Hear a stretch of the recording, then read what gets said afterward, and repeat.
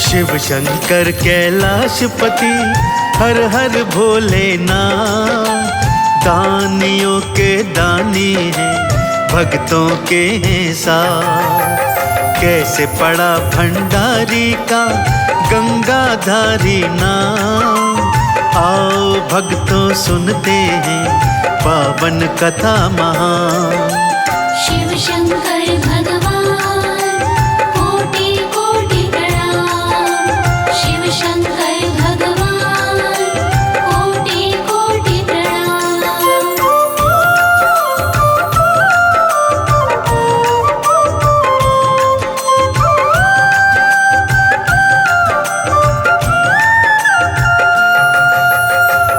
भक्तजनों, कथा प्रारंभ होती है महाराजा सगर से। महाप्रतापी राजा सगर ने अश्वमेघ यज्ञ करवाया और यज्ञ का घोड़ा छोड़ दिया, जिसका रक्षण करने के लिए महाराजा सगर के 60,000 पुत्र घोड़े के पीछे पीछे चला करते थे। इधर देवराज इंद्र को यह भान हुआ कि यदि सगर का यज्ञ सफल हो गया तो उसका इंद्रासन अवश्य छिन जाएगा। सो उसने इस यज्ञ को भंग करने की एक कुटिल चाल सोची। भक्तों, उसने रात को अश्वमेघ यज्ञ का घोड़ा चुराया और चुपचाप जाकर कपिल मुनि के आश्रम में बांध दिया। जब सुबह सगर पुत्रों ने देखा कि यज्ञ का घोड़ा कहीं नहीं है तो वो उसे ढूंढने निकल पड़े। ढूंढते ढूंढते कपिल मुनि के आश्रम में आए तो घोड़ा वहां बंधा पाया। उन्होंने सोचा कि घोड़े को चुराकर मुनिवर ने राजा सगर को चुनौती दी है। सो वो 60,000 पुत्र मुनिवर को अपशब्द कहने लगे, चोर इत्यादि कहकर संबोधित करने लगे। बस फिर क्या था भक्तों, ऐसी घटना घटी जिसका वृतांत इस संगीतमय गाथा के माध्यम से मैं आपको सुनाने जा रहा हूँ। मुनिवर जी फिर क्रोध में आंखें खोलते जाएं, लाल नेत्रों से क्रोध की ज्वाला निकली जाए। क्रोधाग्नि में जल गए पुत्र वो 60,000, बने प्रेत वो भटक रहे, रो रहे बारंबार। शिव शंकर भगवान कोटि कोटि प्रणाम, शिव शंकर भगवान कोटि कोटि प्रणाम। अपने पुत्रों के भस्म होने की बात जब महाराजा सगर को ज्ञात हुई भक्तों, भागा भागा कपिल मुनि के चरणों में आकर हाहाकार करने लगा, क्षमा याचना करने लगा। बोला, मुनिवर, ये सब तो इंद्र की कुटिल चाल थी, जिसके दंड का पात्र बन गए मेरे ये पुत्र और अब ये प्रेत बनकर भटक रहे हैं। कम से कम इनके प्राणदान लौटा नहीं सकते तो इनकी मुक्ति का ही कोई उपाय बता दीजिए प्रभु। जब कपिल मुनि को सत्य का बोध हुआ तो उन्होंने सगर को बताया कि तेरे पुत्रों की मुक्ति का मार्ग मात्र और केवल मात्र गंगा जल ही है। इसीलिए माँ गंगा का घनघोर तप कर उन्हें स्वर्ग से धरती पर लाना होगा। यह सुनकर सगर पुत्र अंशुमान माँ गंगा का तप करने वनों में आ गए, परंतु अपने देहांत तलक वो माँ गंगा को धरा पर नहीं ला सके। फिर उनके पुत्र दिलीप ने तप किया, वो भी असफल रहे। फिर असमंजस सहित सगर की कई कई पीढ़ियां तप करने में लग गईं, परंतु माँ गंगा को कोई धरा पर न ला सका। अब बारी आई भागीरथ की। उसने पहले ब्रह्मा और विष्णु का कठिन तप किया, क्योंकि विष्णु जी के नख से निकलती थी गंगा और ब्रह्म कमंडल में समाई हुई थी। दोनों ने भागीरथ के तप से प्रसन्न होकर उसे दर्शन दिए और उसे यह समझाया कि हम गंगा को छोड़ने के लिए तैयार हैं, परंतु इसका भारी वेग धरती के 2 टुकड़े कर देगा। इसलिए जाओ और भोलेनाथ की तपस्या करो, क्योंकि सृष्टि में केवल वे ही माँ गंगा का वेग धारण कर सकते हैं। शिव भोले के नाम की मन में अलख जगाए, जपता रहा वो रात दिन ओम नमः शिवाय। दर्श दिखाओ शंकर जी, करता हूँ आह्वान, दर्श दिखा कर दे दीजिए मुझको अभय वरदान। शिव शंकर भगवान कोटि कोटि प्रणाम, शिव शंकर भगवान कोटि कोटि प्रणाम। भागीरथ के भारी तप से प्रसन्न होकर भगवान भोलेनाथ ने उसे दर्शन दिया और वरदान मांगने को कहा। तब भागीरथ ने दोनों हाथ जोड़कर प्रार्थना की, हे प्रभु, मेरे पुरखों का उद्धार अब केवल आपके हाथों में है। वो प्रेत योनि में भटक रहे हैं और माँ गंगा का जल ही उनकी मुक्ति का उपाय है। ब्रह्मा जी और विष्णु जी माँ गंगा को मुक्त करने को तैयार हैं, परंतु माँ का भारी वेग धरती माँ सहन नहीं कर सकेगी। इसलिए प्रभु, केवल आप और केवल आप ही माँ गंगा के भारी वेग को धारण कर सकते हैं। इसलिए प्रभु, मेरा कल्याण कीजिए और माँ गंगा का भारी वेग धारण कर लीजिए। देवादिदेव भोलेनाथ दानियों के दानी तथास्तु बोलकर माँ गंगा के वेग को धारण करने हेतु तत्पर हो गए भक्तों। भागीरथ आह्वान पे शिव शंकर जी आए, गंगा धारण करने को खोल दी अपनी जटाएं। पूरे वेग से स्वर्ग से गंगा बहती आई, आके शिव की जटाओं में गंगा गई समाई। शिव शंकर भगवान कोटि कोटि प्रणाम, शिव शंकर भगवान कोटि कोटि प्रणाम। श्री हरि के नख से निकलकर ब्रह्म कमंडल से होती हुई माँ गंगा धरती की ओर बहकर आ रही है भक्तों, और मार्ग में खड़े हैं देवादिदेव भोलेनाथ अपनी जटाएं बिखराए हुए। माँ गंगा सीधा आकर भगवान शिव की जटाओं में समा गई और भगवान शिव ने माँ गंगा के वेग को अपनी जटाओं से बांध लिया। फिर भागीरथ के उत्थान को माँ गंगा की 3 निर्मल धाराएं भगवान शिव ने छोड़ी। पहली धारा आकाश को चली गई, जिसे हम भक्त लोग आकाश गंगा कहते हैं। दूसरी पवित्र धारा पाताल लोक को चली गई, जिसे हम भक्तजन पाताल गंगा कहते हैं। और तीसरी निर्मल धारा भागीरथ के पीछे पीछे बहकर गोमुख के रास्ते धरती पर आ गई तथा ऋषिकेश हरिद्वार होती हुई ज्यों ही सगर पुत्रों की राख से मिली, प्रेत बने सगर के पुत्र प्रेत योनि से मुक्त हो गए तथा वैकुंठ लोक को चले गए। तब से यह प्रचलन है भक्तों कि मृत मनुष्य की दाह संस्कार के पश्चात उसकी राख माँ गंगा के पावन जल में बहाई जाती है, जिससे आत्मा को मुक्ति मिलती है और उसे वैकुंठ लोक में स्थान प्राप्त होता है। भोलेनाथ ने भागीरथ का उद्धार किया और भागीरथ ने भोलेनाथ का नामकरण कर दिया गंगाधराय। पूरे रास्ते जय गंगाधर जय गंगाधराय कहता हुआ भागीरथ अपने पुरखों को प्रेत योनि से मुक्त करवाने में सफल रहा। तो इस तरह आपने जाना भक्तों कि मेरे देवादिदेव भोलेनाथ का नाम गंगाधारी कैसे पड़ा था। एक बार दोनों हाथ खोलकर सच्ची श्रद्धा से जयकार बोल दीजिए। बोलिए गंगाधारी भगवान शिव शंकर की जय। गंगा जल में पुरखों की राख जूं ही मिल जाए, भागीरथ के पुरखे सब तुरंत मुक्त हो जाए। गंगाधर के नाम से शिव भोले कहलाए, आओ गंगाधर शिव को चंदन तिलक लगाएं।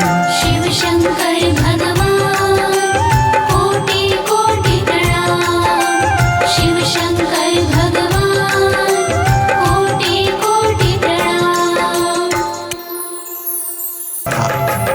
ओ देवों के देवा शिव महादेवा, करते हैं प्रभु आपकी सेवा।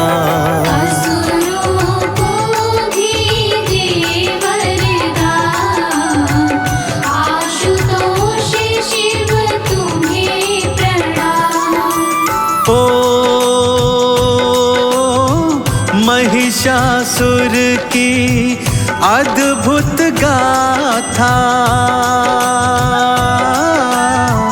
आओ भक्तों मैं हूँ सुनाता।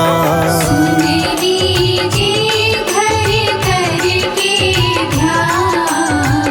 आशुतोष शिव तुम्हें प्रणाम।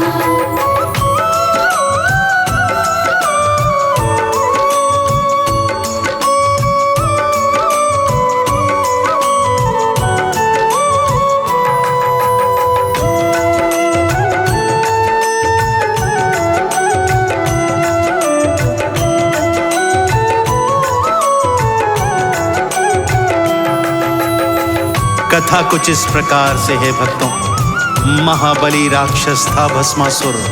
अपने तप के बल पर उसने अतुलित शक्तियां प्राप्त की हुई थी भक्तों, कि तभी उसने एक दिन असुर गुरु शुक्राचार्य के चरणों में प्रार्थना की कि प्रभु मैं त्रिलोकी का स्वामी बनना चाहता हूं, अजर अमर हो जाना चाहता हूं। तब दैत्य गुरु शुक्राचार्य ने उसे कहा कि जाओ शिव शंकर का घनघोर आराधन करो।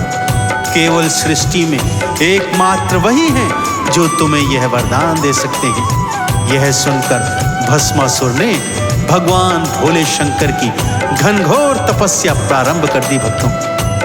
कई हजार वर्ष तक अन्न जल त्याग कर एक पांव पर खड़े होकर भोलेनाथ का हठ योग किया। देवादिदेव प्रसन्न हुए, उसे दर्शन दिया।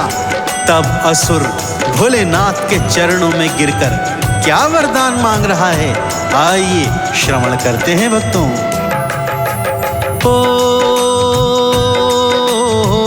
जिसके सिर पर हाथ धराऊं,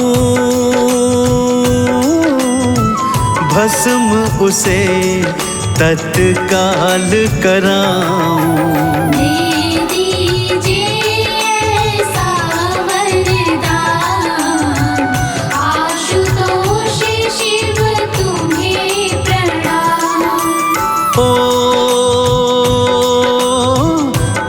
के तथास्तु जाने लागे, राक्षस आ गया उनके आगे।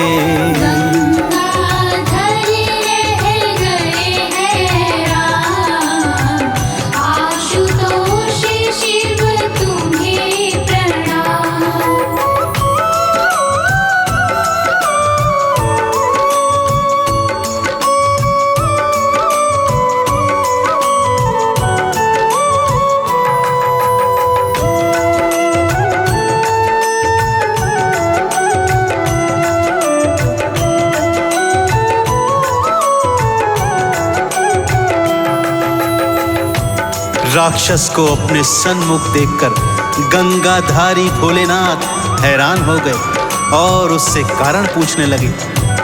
तब राक्षस कहने लगा, प्रभु जाते कहाँ हैं? आपने ये जो वरदान मुझे दे दिया है, भला ये सत्य होगा भी या नहीं, ये मैं कैसे जानूं?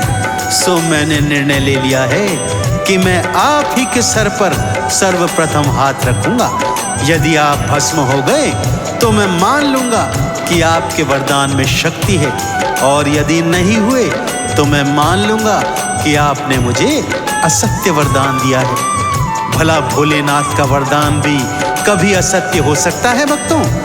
अगर वो भोलेनाथ के शीश पर हाथ धरता तो वरदान के प्रभाव से भोलेनाथ भस्म अवश्य हो जाते। सो ऐसा सोचकर भोलेनाथ भयभीत होकर आगे आगे भागने लगे भक्तों, और पीछे पीछे असुर उनके भागा जा रहा है।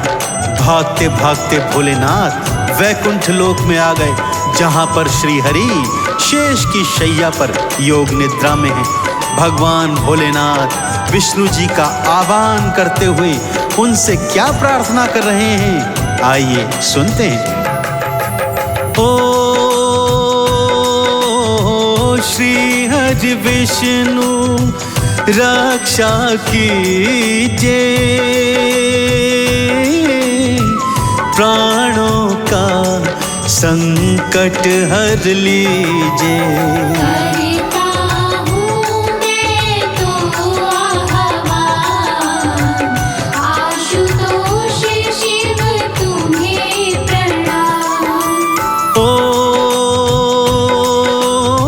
शेष की शैया छोड़ के आए, शिव जी को ढाढ़स बंधवाए। हरियाई करने कल्याण, आशुतोष शिव तुम्हें प्रणाम।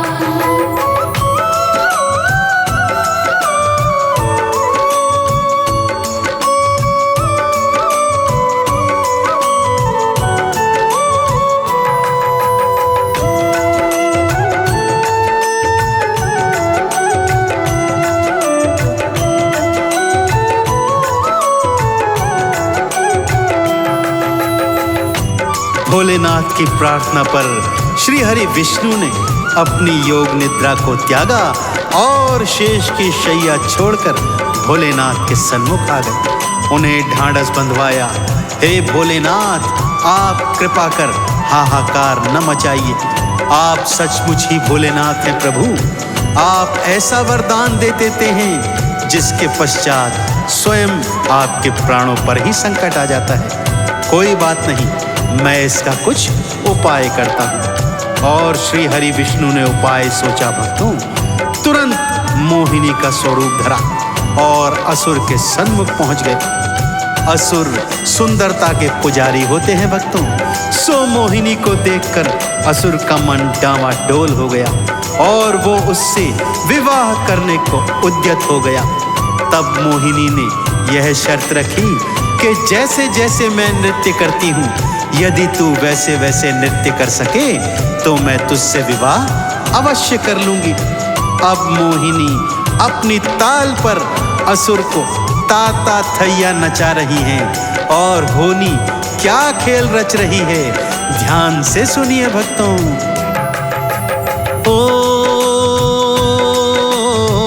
मोहिनी की ताल से ताल मिलाता, जैसे वो नाचे नाचता जाता। लीला हरि की सबसे महान, आशुतोष शिव तुम्हें प्रणाम। ओ मोहिनी शीश पे हाथ धराए, राक्षस नकल को करता जाए। अपने ही सिर का नारा ध्यान, आशुतोष शिव तुम्हें प्रणाम।